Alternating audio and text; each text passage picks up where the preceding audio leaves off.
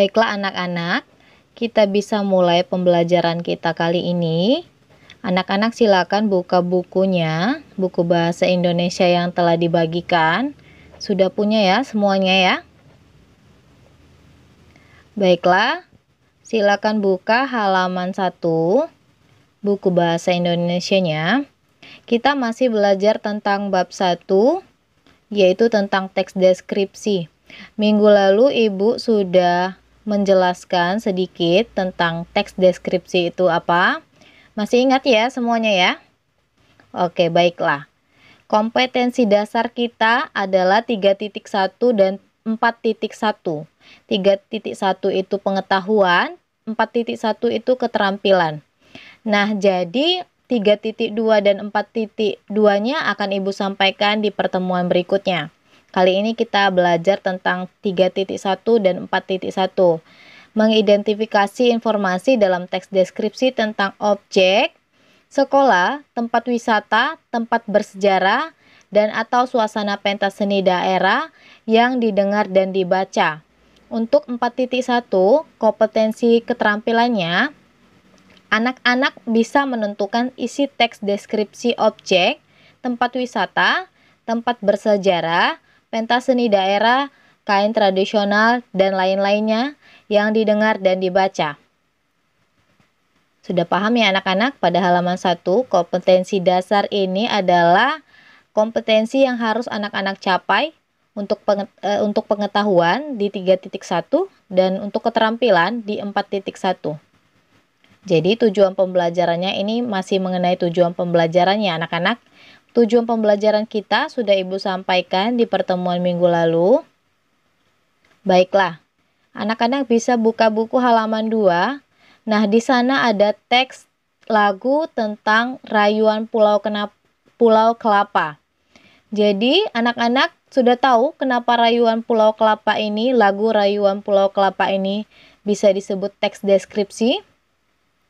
Iya, benar sekali. Karena lagu Rayuan Pulau Kelapa ini mendeskripsikan keindahan Indonesia lewat lagu Rayuan Pulau Kelapa.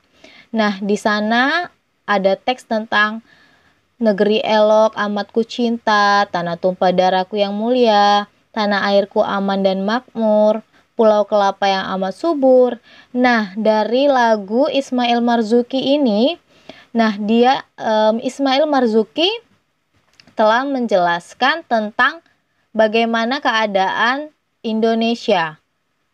Tanahnya yang subur, aman dan makmur, negeri yang elok, seperti itu ya anak-anak. Nah, jadi teks lagu ini termasuk ke dalam teks deskripsi karena mendeskripsikan keindahan Indonesia lewat lagu ya. Baik, kita buka halaman ketiga.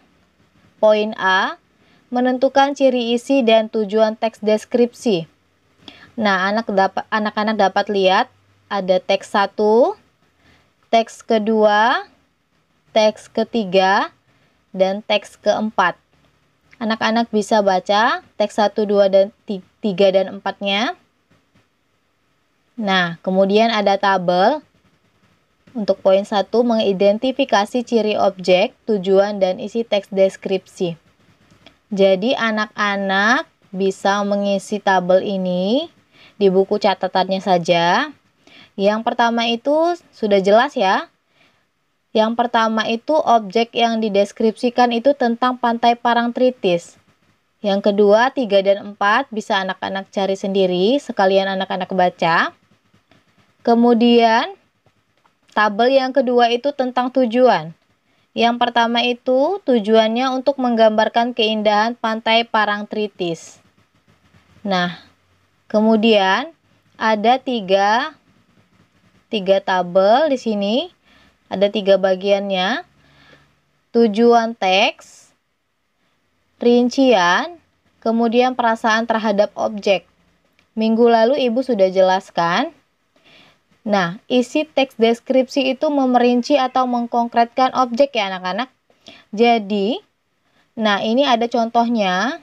Pantai Parangtritis untuk teks nomor 1, rinciannya itu keindahan fisik pantai, keindahan sore hari atau sunset. Nah, suasana kegiatan orang di pantai. Semuanya itu bisa kita dapatkan ketika kita telah membaca teks ya anak-anak. Kemudian perasaan terhadap objek. Perasaan terhadap objek ini bagaimana penulis menggambarkan sebuah teks objek, sebuah objek di dalam teks tersebut sehingga pembacanya merasakan apa yang dirasakan di dalam tulisan tersebut. Contohnya seperti bangga dengan keindahan pantai Parangtritis. Minggu lalu sudah Ibu jelaskan juga. Kemudian ada ayah, ibu. Ini ayah untuk teks nomor 2, ibu untuk teks nomor 3. Baik, kita lanjut pada halaman 7. Di sana ada kotak info tentang apa ciri teks deskripsi dari segi tujuan dan objek yang dideskripsikan. Anak-anak bisa baca kotak infonya. Nah, kotak info ini penting ya anak-anak untuk dibaca sebagai pengetahuan anak-anak. Di sana ada ciri tujuan, ciri objek yang dideskripsikan, dan ciri isi. Nah, kita bisa lihat. Di sana sudah lengkap ya anak-anak kotak info. Kotak info ini berguna sekali untuk anak-anak. Jadi harap dibaca ya. Kemudian lanjut halaman 8. Tentang mengidentifikasi, poin kedua tentang mengidentifikasi jenis teks deskripsi. Nah, anak-anak di sini disuruh mendiskusikan hal-hal berikut, poin A dan poin B. Tapi karena kita sedang belajar daring, anak-anak bisa diskusi bersama orang tua atau ada kakak atau ada abang di sana di rumah bisa, atau anak-anak bisa bertanya dengan ibu nanti kalau kurang jelas. Nah, yang pertama itu tentang jenis teks deskripsi ditinjau dari bentuknya. Yang kedua, tulis dengan bahasamu sendiri. Jenis teks deskripsi ditinjau dari kemandiriannya sebagai sebuah jenis teks. Nah, kita kemarin minggu lalu kita telah belajar tentang jenis-jenis ya. Jadi nanti anak-anak bisa catat di buku catatannya yang poin A dan B ini dari video yang anak-anak telah tonton minggu lalu. Lanjut ke halaman 9. Nah, di sana juga ada kotak info ya. Bisa anak-anak baca. Nah, ini adalah jawabannya ya. Sudah termasuk ke dalam jawaban. Nah, dari bentuknya itu dibedakan menjadi 2. Teks deskripsi yang berdiri sendiri dan teks deskripsi yang menjadi bagian teks lain, seperti yang telah Ibu jelaskan minggu lalu. Kemudian, poin ketiga yang akan kita bahas kali ini, anak-anak bisa catat tabel ini ke dalam buku catatannya tentang mendaftar ciri penggunaan bahasa pada teks deskripsi. Nah, ciri teks bahasa dalam teks deskripsi ini, maksudnya ciri penggunaan bahasa pada teks deskripsi itu termasuk ke dalam sinonim kata yang bermakna khusus. Anak-anak bisa lihat kata umum dan kata khusus. Jadi kata umumnya di sini contohnya itu baik. Nah, kata khususnya ramah. Nah, kemudian kata umum menggerakkan. Kata khususnya itu mengibaskan. Kemudian kata umum bentuk. Nah, kata khususnya itu apa? Anak-anak bisa cari ya. Nah, kemudian kata umum indah. Kata umum indah ini kata khususnya apa? Bisa anak-anak cari ya. Sinonimnya ya, cari. Kemudian kalimat berisi penjelasan terperinci untuk mengkonkretkan. Nah, di sini kita disuruh mendaftar kalimat perincian. Contohnya itu ibuku orang yang baik kalimatnya. Kemudian kalimat perinciannya itu dia berusaha menolong semua orang. Dia ramah dan tutur katanya lembut kepada siapa saja. Nah, kalimat baik ini pada poin yang pertama ini, baik ini masih dalam kategori kata umum ya. Nah, kemudian itu dikhususkan kalimat perinciannya. Nah, dia berusaha menolong semua orang. Nah, kenapa dia bisa disebut baik? Karena dia berusaha menolong semua orang. Kemudian dia ramah dan tutur katanya lembut kepada siapa saja. Jadi, kata umumnya di sini baik, Kemudian kata khususnya itu ramah, tutur katanya lembut kepada siapa saja. Jadi baik kata umumnya baik, kemudian kata khususnya itu ramah. Nah, kemudian ada kalimat lagi, ayahku orang yang sabar. Nah, kalian buat kalimat perinciannya. Apa? Nah, dari ayahku yang sabar, sabar itu bisa kita buat kalimat perinciannya apa? Kalian jelaskan ya. Kemudian ada yang ketiga itu kelinciku manja. Yang keempat itu suasana sore di pantai di Parangtritis sangat mengagumkan. Baiklah, untuk halaman 10 kalian bisa lihat ada tiga kolom tabel. Seakan dapat dilihat, seakan dapat didengar, seakan dapat dirasakan. Nah, seakan dapat dilihat ini termasuk ke dalam panca indera apa? Ada yang tahu? Tentunya anak-anak sudah tahu ya. Panca indera kita mata, dapat dilihat. Kemudian seakan dapat didengar melalui telinga, seakan dapat dirasakan melalui tangan kita, melalui sentuhan, atau melalui perasaan bisa juga ya. Rasa hangat, rasa lembut, seperti itu ya. Kemudian, untuk menggunakan pilihan kata dengan emosi kuat. Diskusikan perbedaan kata pada kedua kolom tabel berikut. Anak-anak bisa berdiskusi dengan orang tua atau dengan kakak atau abangnya. Atau bisa tanya dengan ibu, nanti bisa japri ibu ya. Kata sifatnya baik. Kata emosi kuatnya itu tulus, ramah, penuh kasih, menginspirasi. Seperti halaman berapa tadi itu? Kalian bisa lihat tadi ya. Nah, seperti halaman 9 tadi tentang kata umum dan kata khusus, kemudian di kalimat dan kalimat perincian. Contohnya tadi ada kalimat baik di sini. Kemudian dijelaskan kenapa bisa baik karena ramah dan tutur katanya lembut. Nah, kita lihat lagi ke bawah. Ke halaman 10 tadi. Nah, di sana ada kata sifat, kata emosi yang kuat. Yang kata sifat indah, kata emosi kuatnya itu ada elok, molek, permai, menakjubkan. Ini sama seperti kata umum dan kata khusus tadi ya. Kemudian kata sifat kuat. Kata sifat kuat, kata emosi kuatnya itu tangguh, perkasa. Anak-anak bisa baca lagi ya. Ibu rasa sudah jelas untuk tabel yang ini, halaman 10 ini. Kemudian mengidentifikasi majas. Teks deskripsi menggunakan majas perbandingan untuk menggambarkan atau melukiskan objek. Nah, pada teks 1, majasnya itu batu karang besar siap menjaga gempuran ombak yang datang setiap saat. Kenapa kalimat ini disebut majas?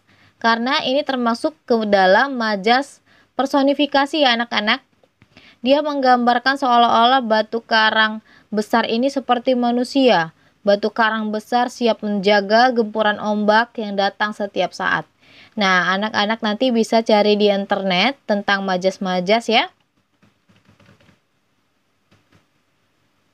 Kemudian lanjut halaman 11, ada kotak info lagi tentang ciri teks deskripsi dari segi penggunaan bahasa. Nah, itu ada poin 1, 2, 3, 4, 5, 6, 7. Anak-anak bisa baca karena kotak info ini sangat penting ya. Nah, kita lihat poin ketiganya ini menggunakan kata sinonim dengan emosi kuat. Seperti yang telah Ibu jelaskan tadi. Nah, ini yang keempat, menggunakan majas untuk melukiskan secara konkret. Anak-anak sudah tahu kan apa itu konkret? Iya, konkret itu nyata. Kalian bisa tahu ya semuanya. Nah, kemudian bagian B ini termasuk ke dalam tugas keterampilan kalian ya. Bagian A itu tadi pengetahuan, untuk pengetahuan kalian. Nah, bagian B ini tugas keterampilan kalian. Jadi, tugasnya kali ini kalian bisa lihat di halaman 12 tugas kalian. Yang poin pertama itu menentukan perincian informasi pada teks deskripsi. Kalian bisa baca dan pahami teks 1 dan teks 2. Kemudian nanti ada latihan, kalian silakan isi untuk tugasnya. Nah, kalian di sini latihan satunya ada 4 poin A, B, C, D. Kalian bisa catat di buku catatannya. Kemudian nomor 2 itu kalian disuruh memetakan. Buatlah pemetaan isi teks yang kalian baca dengan menuliskan di tengah topik atau hal yang dibicarakan. Kemudian berilah garis-garis sesuai dengan bagian-bagian yang diperinci. Seperti ini ya, anak-anak gambar seperti ini di bukunya. Ini sebagian sudah ada contohnya. Ada pantai, pasir, senggigi. Ini untuk teks nomor 1 ya anak-anak. Kemudian lanjut halaman 15 itu teks yang kedua. Gebiar pementasan tari kolosal Arya. Anak-anak bisa baca dan pahami. Ada latihan lagi. Latihan 2 soal. Yang pertama itu ada 4 poin. Nah, kalian disuruh memetakan lagi seperti contoh soal nomor 1 tadi ya, teks yang pertama. Nah, kemudian di poin 2 itu membandingkan isi teks 1 dan teks 2.